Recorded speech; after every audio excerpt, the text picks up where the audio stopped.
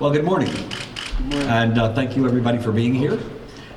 We wanted to have this press conference to discuss the COVID-19 situation and determine and inform the public as to what the City of Norwalk is doing, what the state of Connecticut is doing, working with New Vance Healthcare, Norwalk Public Schools. So we wanted to make sure that everybody is speaking with the same voice, getting out relevant information so that people have real-time information. And we just had a meeting this morning that lasted about an hour. Last week I called my staff together and talked about what the city should be doing in order to make sure that we're getting that information out, that we're prepared for the COVID-19, and that we're doing everything that we possibly can to protect our community. As a result of that meeting, I felt that we should call together all the participants, people who all have a responsibility with the COVID-19 virus, and making sure that we meet on a regular basis. So from this point forward, as the situation develops, we will be meeting every Thursday morning at 9 o'clock, making sure we get the information out. We're all speaking with the same voice and getting out information.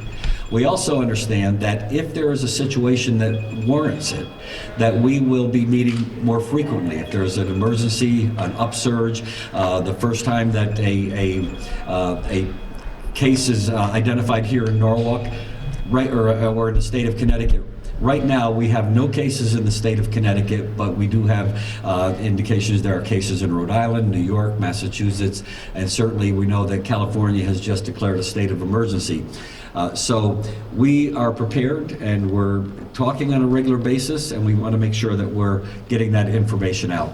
So that's from the state level. As I said this morning, we met with Norwalk Hospital, Norwalk Public Schools, Norwalk Health Department, Emergency Management, and we all had a dialogue and discussed what our next steps would be and so forth. So having said that, we have invited the Senator Duff and the state delegation to talk about some of the things that are happening at the state level. So Senator Duff, if you would. Well, good morning, everybody. Want to first of all thank Mayor Rilling for his leadership on this issue. We've been in constant contact regarding Corona and what is to be good partners on the local and the state level as well. Up in Hartford, this obviously has been a large discussion for many of us. I've been in touch with the governor's office daily, certainly in touch with the Department of Public Health daily on these issues, and making sure that we're doing everything we can to support our local partners here in the city of Norwalk and around the state of Connecticut. The good news for us is obviously that we don't have any confirmed cases at the moment here in Connecticut, but we want to make sure that we are prepared regardless. And that with that, the governor has announced that we're now fully capable of conducting diagnostic testing here in the state, so that makes it much easier than if we had to send tests down to Atlanta and wait many days for that to come back. Department of Health has launched its website for state residents. I understand that the same will be happening here on the local level as well. We have sent out guidance to early child care providers. We're working with the State Department of Public Health is working with local health departments as well, working with the public schools. The Department of Health also has amended the list of reportable diseases, emergency illnesses, and health conditions as part of their list of reportable laboratory findings as well. So that is an important protocol for them as well. And the University of Connecticut has recalled students from the affected countries as well. I will also just mention that I'm pleased that the United States House of Representatives has passed a $8.3 billion response to the coronavirus. According to media reports, the United States Senate will be passing that by the end of this week, which hopefully will be today or tomorrow, which will certainly help our state and our local districts as well. So again, I wanted to thank Mayor Rilling and his team and our local folks at the schools and the hospitals and our local health departments and everyone else who are part of this, because it does, something like this does require all of us working together as we always do, and also to ensure the public that we're doing everything we can to keep everyone safe. I will just lastly mention that for folks to not panic, to make sure that they are using typical kind of health scenarios and protocols for themselves, such as washing their hands, not shaking hands with folks, staying home if you're not feeling well, and just use common sense. This is not a moment to panic, but a moment to use everything that we've always learned about good health, and that we will get through this as our community and our state and our nation. So I'd like to just ask Representative Dakin to say a few words as well. Thank you. Thank you, Senator Duff, and thank you, Mayor Rilling, and you have assembled a great team to address this issue, and I really commend you and your staff for all that you're doing for this. We're looking at this in the legislature. Tomorrow we're actually hosting, within the Appropriations and other subcommittees, a forum on coronavirus and how it will be, what we need to do from a state perspective in terms of budget and things like that. You can tune in on that on CTN. Starting at 9 o'clock tomorrow morning. I will be up in the Capitol going to that meeting, and I will be reporting on that on my Facebook page.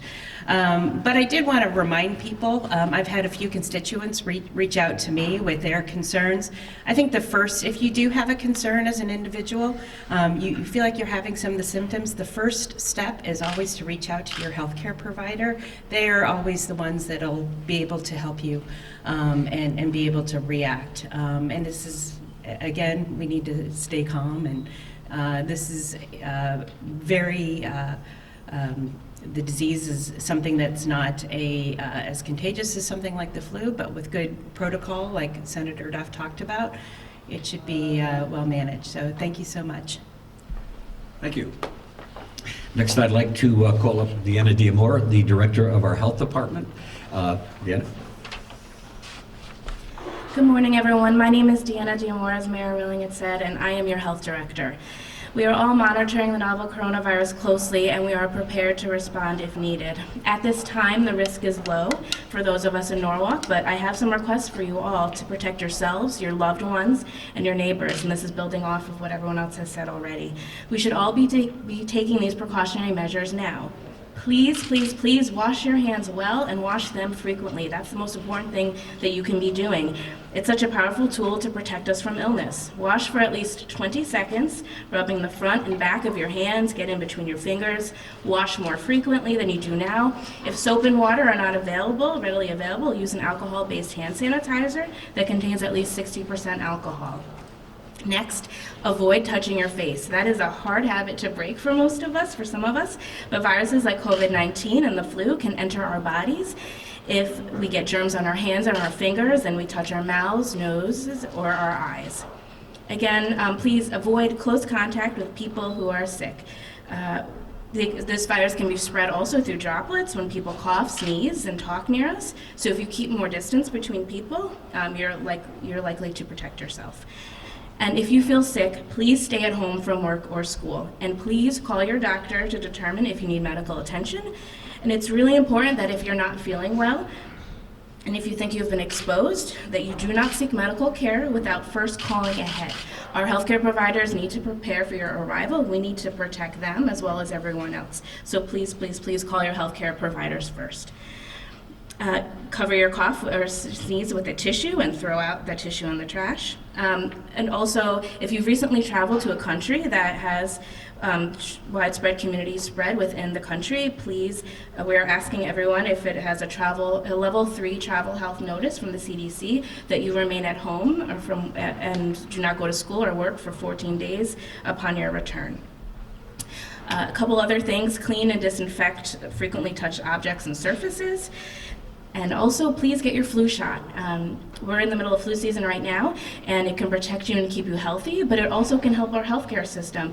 The less people that have the flu, the less people need medical help, and the more healthcare providers are able to be available if we do see coronavirus in our communities. And I would also like to say that we are constantly updating our website. If you go to norwalkt.org/coronavirus, you'll find the latest up-to-date information for those of us in Norwalk. Thank you. Thank you, Deanna. Dr. Adamowski from the Norwalk Public Schools. Thank you, Mayor.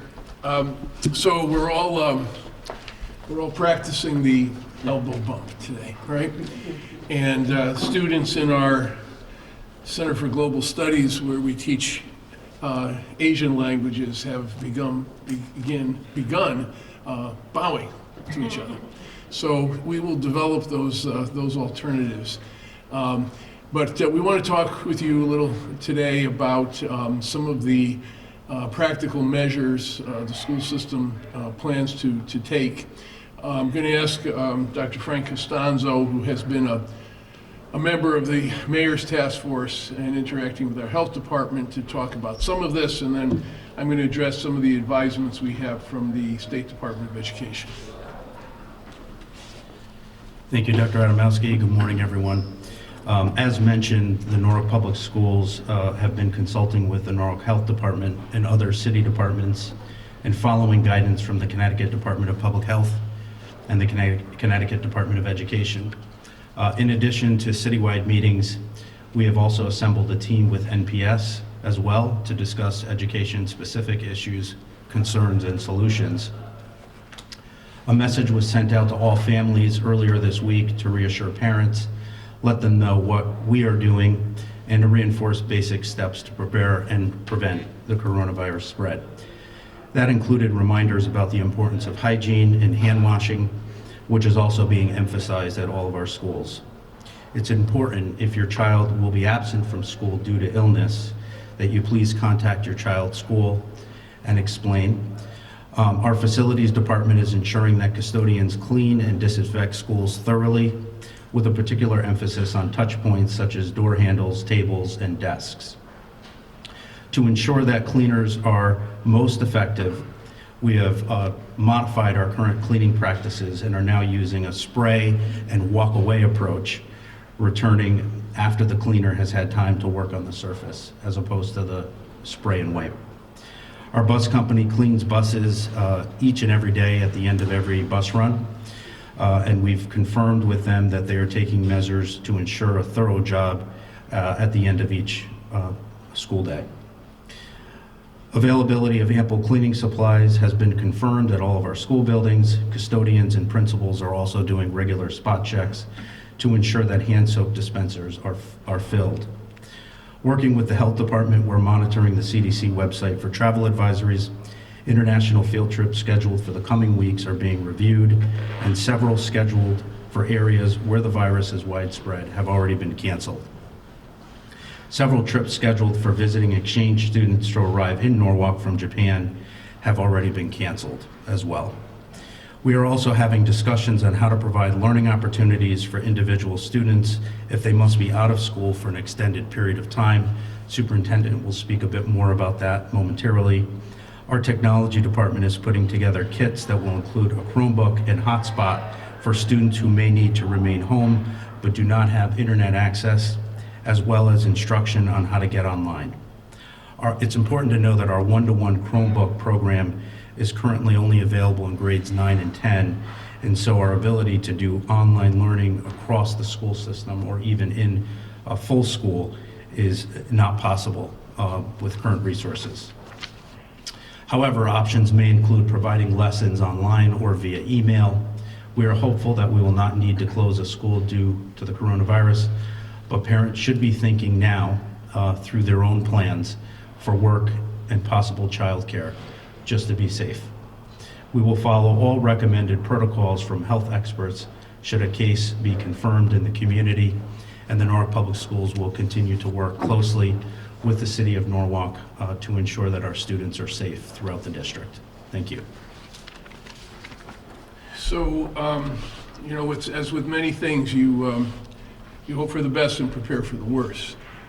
We are reviewing all of our international student trips at this point that are scheduled between now and the end of the year. We anticipate that a number of those, if not all of those, will be canceled due to the fact that the prevalence of infection is probably greatest when you're at an airport or you're on a plane, regardless of the international destination. Our advisements from the State Department of Education really concern trying to reduce the congregation of large numbers of students in one spot. And so, for example, we will be avoiding assemblies, all school assemblies where you have several hundred children together in the same place. There may, should there be a case in Connecticut, a case in Norwalk, we may revert to in-class dining at that point for lunch as opposed to congregating large numbers of students in the lunchroom. And we'll also consider staggering entry and dismissal times to reduce the numbers of students that are together. As Dr. Costanzo pointed out, we do have the capacity to enforce a quarantine and to provide a child's education at home for 14 days, and we intend to do that. We have an April break coming up, so for any student that whose family visits a country that's impacted by the disease, they will be quarantined for 14 days. They will not return to school, and will provide their education electronically during that period of time. Some of you may be aware that the New Rochelle schools have been impacted by this in Fairfield, in Westchester County. And we are, looking at some of the procedures they are following as well. They are keeping the schools open. They will go on a schedule of a couple days at a time, then no school for a day, deep cleaning a couple days at a time, and so on. We're not sure that we would do that if we needed to, but it's certainly being considered. As Frank pointed out, we do not have the capacity, technological capacity, to tele-teach everyone at scale if the schools are closed. But we will do this on an individual basis for any quarantine students. And again, we'll take as many precautions as we can, within our own school system to reduce the risk. And again, we appreciate all the support we're getting from the state of Connecticut and our own health department in dealing with this and knowing what are the best practices to follow. Thank you, Dr. Adamowski. Now, for preparedness, we have Dr. Pino, the infectious disease expert from the Norwalk Hospital, that will be speaking. Good morning. My name is Dr. Pino.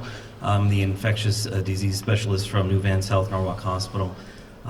It's important to know that we've been preparing for this over the last several weeks. We've had multidisciplinary meetings, both clinical and non-clinical, throughout the hospital, from our emergency preparedness teams, our EMS teams, all the way to our critical care teams, and everywhere in between. We're meeting with our CDC colleagues, our state colleagues, and all our departmental colleagues. We've been in contact also with our community leaders to develop a comprehensive emergency preparedness programs. I would echo a lot of the comments that were here about communication. That is very important and key. We're asking patients, if they're ill, to please contact their primary care providers, not showing up at offices or in the emergency department. But it's important to know that if it is an emergency, our EMS teams are fully prepared to take precautions on that. While there have been no positive cases to date, as has been indicated, there have been patients that we've evaluated of persons of interest, that we've gone through clinical criteria pretty comprehensively. I will say the communication at the emergency level compared with our teams has been superb and has gone very well. And these evaluations will continue. Their meetings are day to day, sometimes hour to hour. There's a lot of spontaneous meetings depending on the situation and how it changes.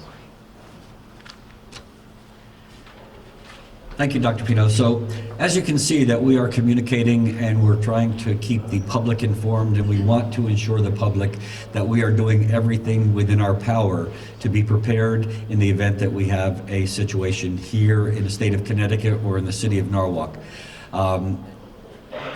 These meetings will take place on a regular basis, and if there is an uptick or if there is a surge or we feel that it's important that we meet more frequently, we will be doing that as well.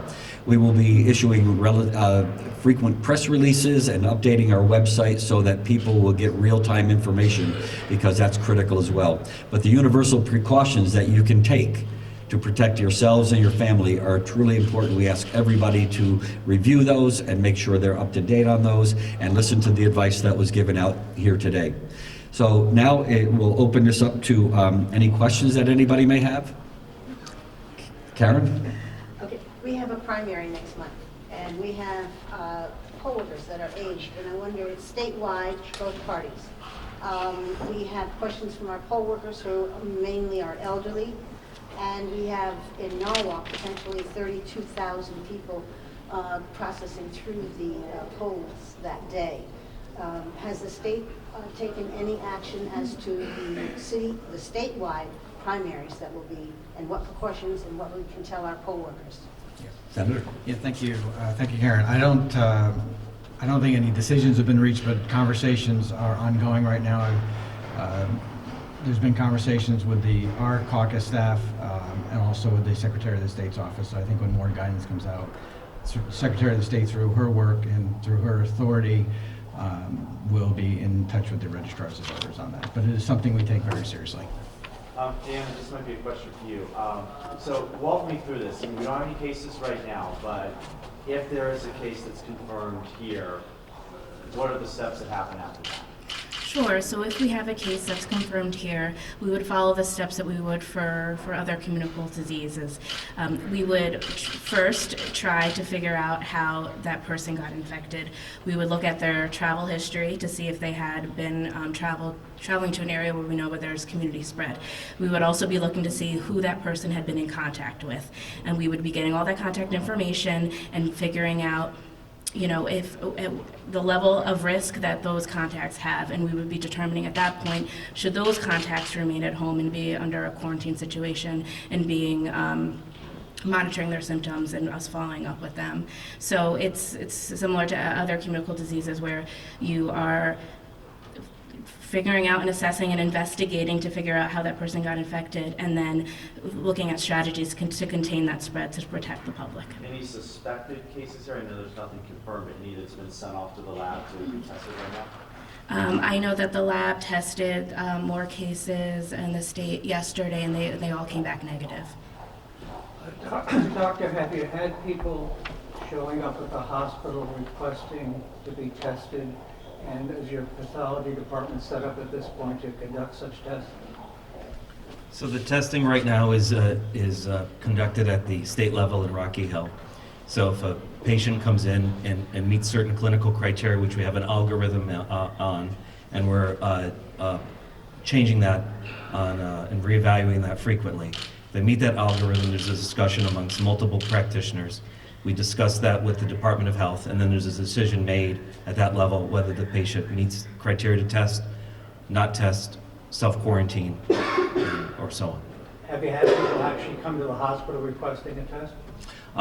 Not so much. There's been more, we've gotten calls from primary physicians asking, but it's usually there's a discussion amongst the primary physicians.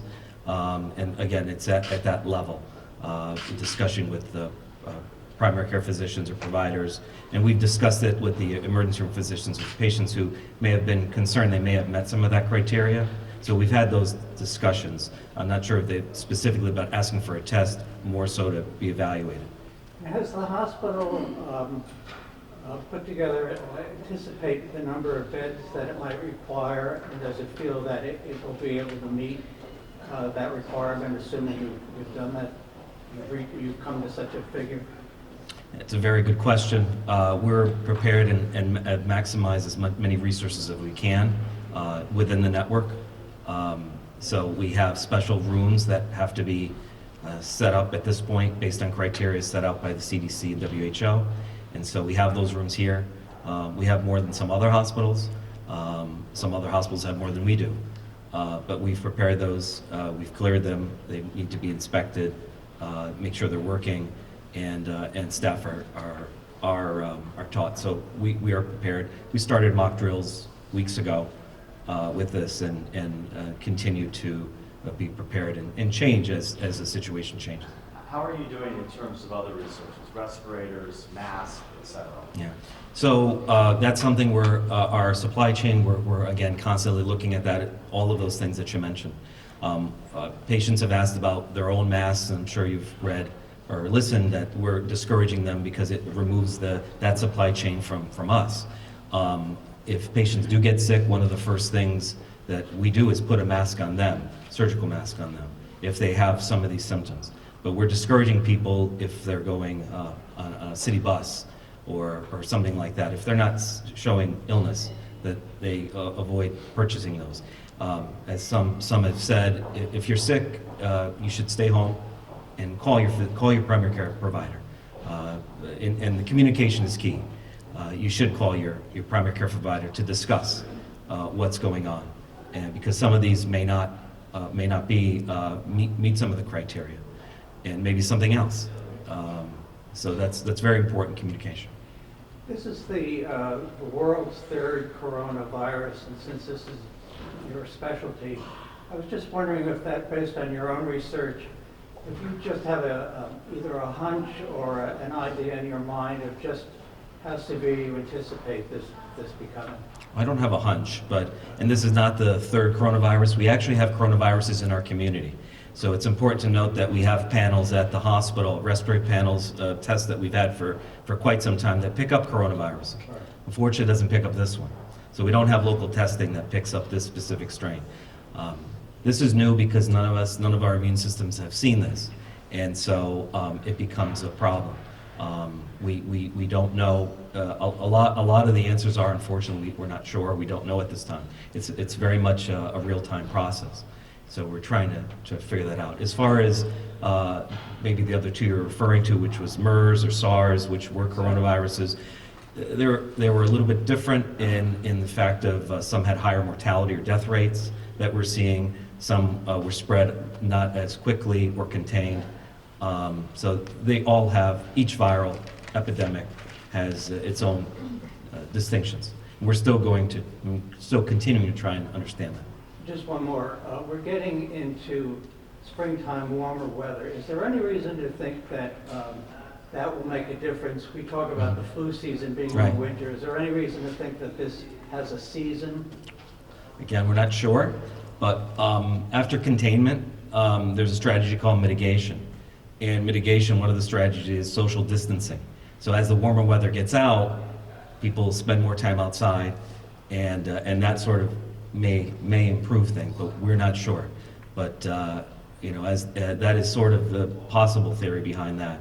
But there are cases in warmer countries, at this time. But we're hopeful, but we're not sure. Thanks, everybody. Any other questions? Well, I want to thank everybody, and again, I want to thank our partners, our participants, in making sure that we get information out. It's critical that people educate themselves. We want to give real-time information where people can be informed, but we also don't want to create a situation where people are panicking and so forth. Just take those universal precautions, make sure you wash your hands, social isolation if you feel there's a problem, and call your healthcare provider if you feel that you may be symptomatic. So again, thank you all for being here, and thank you.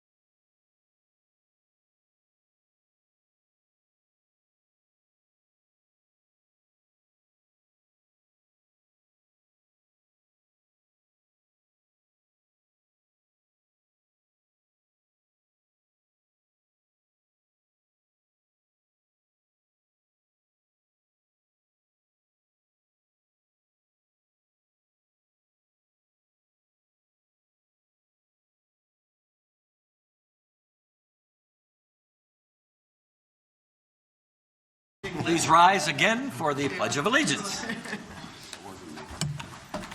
I pledge allegiance to the flag of the United States of America and to the republic for which it stands, one nation, under God, indivisible, with liberty and justice for all. Thank you. Something's unplugged here. Maybe that's a problem. Pardon me? Okay, so clerk, if you'll please call the roll and read the prepared statement. February 11, 2020. Please be advised this meeting is being taped for audio and video broadcast. The meeting will also be closed captioned. It is important that everyone speak clearly into the microphones. Only one person speak at a time. Assisted listening devices are available.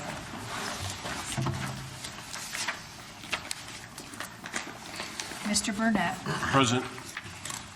Ms. Johnson. Here. Mr. Langella. Present. Mr. Sachinelli. Present. Ms. Smith. Here. Mr. Houliman. Here. Mr. Roberts. Present. Mr. Tomas. Ms. Young. Here. Mr. Kides. Mr. Theodorides. Here. Mr. Keegan. Here. Mr. Serenides. Here. Mr. Livingston. Here. Ms. Shanahan. Here. 13 present. Have a quorum. 13 present. First item on the agenda, acceptance of the minutes of the regular meeting of January 28, 2020. Do I have a motion? I'll move that. Moved by Ms. Smith. I have a, Any corrections, deletions? yes, thank you, Mr. Mayor. Ms. Johnson? Under the Public Works, or Public Safety Committee, rather, it should say install one new street light on the existing utility pole. What page This is is on, that, I'm please? sorry, page 4. Page 4. Section 3217, representation of respondents by city, health and public safety below. Okay. Instead of one new street? Yes, one new, we are not going to, yeah, street light. Okay. Thank you. Any other corrections? Mayor, I've got 3 corrections as well. Ms. Shanahan? On the page 2, in the paragraph under Lisa Britton, the next one, it says John Flynn. Second line, he said nothing was done, not Cone. On the next paragraph, the last line, it said it was fine with him. And on the last paragraph, I think, revisions when they approve. Okay. Any further corrections, deletions, omissions? Seeing none, all in favor of the minutes as amended, corrected? All opposed? Abstentions? Mr. Roberts abstains. Okay. Next item on the agenda is public participation, I believe. No. No one signed. Is there anybody in the audience that wishes to address the council? Seeing none, we will close public participation. There are no resignations and appointments on the agenda, so we'll move on to mayor's remarks. As you know, we just saw what I consider to be a very thorough and detailed presentation on the budget. And I just want to let the council know that, we have an obligation ahead of us coming up. This is a very challenging budget year. It was very difficult because we always know that we want to try to keep our tax base and our tax levy as low as possible. We know that living in Connecticut is a challenge when we have to rely on property taxes so heavily. It's a very regressive form of taxation, and we need to do everything we can to make sure we don't force people out of our beautiful city. This past weekend, and I want to give more credit to Mr. Dakowitz and his team and my team, and Mr. Burnett and others, and Mr. Camacho, we spent Saturday morning going over the budget where, in addition to the cuts already made by Mr. Dakowitz, we cut the city side of the operating budget another $2.2 million, including 8 positions that were requested but were not justified. As you know, I said that if we, I told people no new positions, and if you absolutely need a new position, then you're going to have to justify it in writing. And I got justifications, and they were all good, well thought out justifications, but it wasn't anything that was, I can't do the job, I can't run my department without these positions. It was always things that eventually we're going to be doing, but perhaps this year, with the significant increase in tax levy, which is the biggest that we've had, it's just not the year to do that. So we really took out a sharpened pencil and cut a lot out of the city side of the budget, and we worked very hard. And on Sunday, I believe Mr. Dakowitz and his team were in the office as well, finalizing things. It's a challenge, but it's something that is an obligation. Nobody likes to levy taxes. That's the worst job. When I go to the schools and the young kids ask me, what's the best thing you like about being mayor? I said, coming into the schools and visiting with our children. What's the thing you like the least? And I said, having to tax your parents and to increase their taxes on their homes. And it's not a pleasant situation, but we do have to do it. And again, we put together what we believe to be a fair, balanced budget that will provide the city services that we need, but also keeping our tax levy as low as we possibly can. So I want to thank you all for your attention. Again, I want to thank Mr. Dakowitz. I want to thank his team who was here earlier, Chitsame Lamb, Lola, and Simone. And Angela. She's still here. No, she's gone too. And Angela. They put a lot of time and energy in, and the department heads for living within their means. They generally do live within their means. They recognize that they have a budget, they have an allocation, and so we end up asking them to live within that budget, and for the most part, on a regular basis, I've been very pleased with the response. So thank you again. My next comment. President's Day is Monday, February 17th. City Hall will be closed. The Norwalk Public Library will be closed on Sunday and Monday. Garbage and recycling services will follow a regular collection schedule, and the transfer station will be open. The yard debris site at 15 South Smith Street will be closed. So any reporters in the audience, please put that in your local paper or site. Earlier today, Paulie's Deli and Bagels was recognized for its top lighthouse rating from the Norwalk Health Department. We were pleased to be there to present them with their 11th certificate in 12 years. In total, 267 restaurants and food establishments received a top lighthouse rating from the Health Department this year. All received certificates. Last year, 49% of the eligible restaurants in Norwalk received an award. This year, 58% of eligible restaurants received the award, which is the highest percentage of awards that the Norwalk Health Department has awarded to our establishments. And I believe they have to receive a rating of over 90%. We inspect all the restaurants and food establishments in the city of Norwalk each year. This year, no, it's not this year.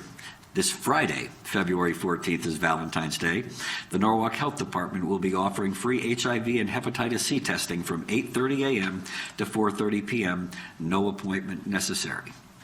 Also a reminder that Census 2020 is rapidly approaching.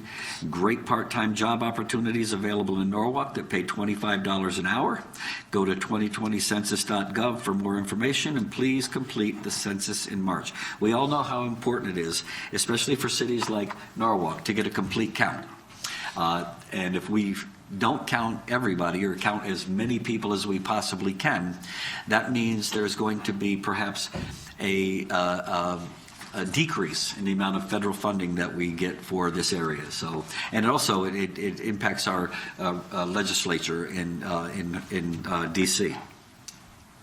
Tuesday, February 18th, from 4 p.m. to 5 p.m., there will be special event signing for people who need to have special events signed. We do that as a convenience mechanism for people, because sometimes when you want a permit for a road race or something, you have to run to the police department, the fire department, the health department, and all these other things.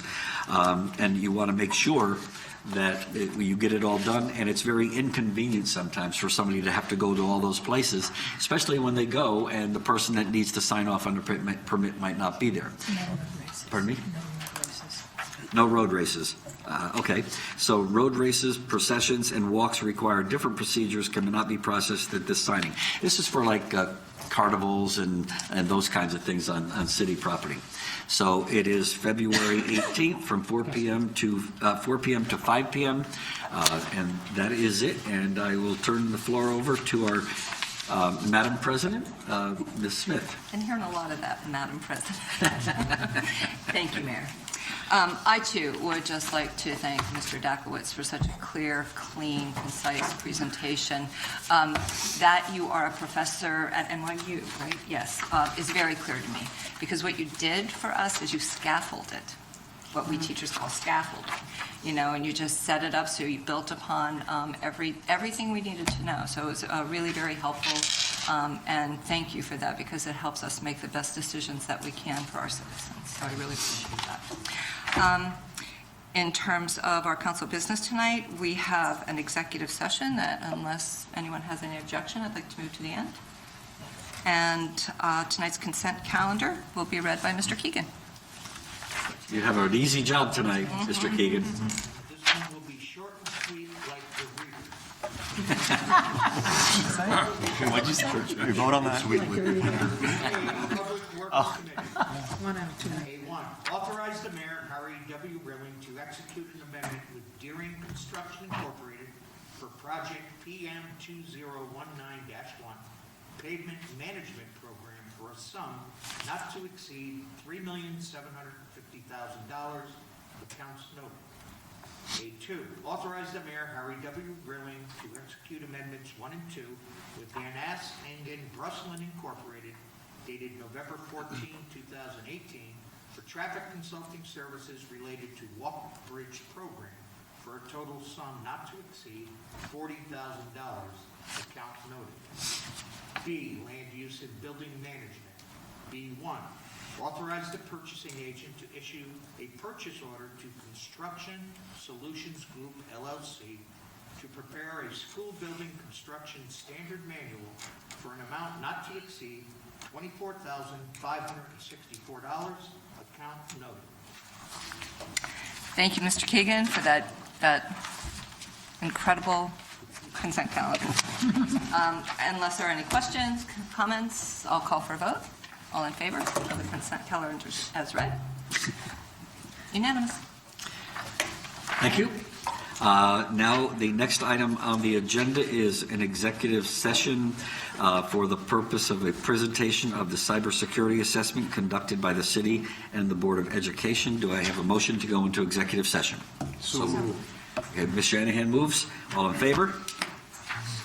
Opposed? Extensions? We are in executive session at 8:04 p.m. Thank you. We will invite Mr. Dakowitz to...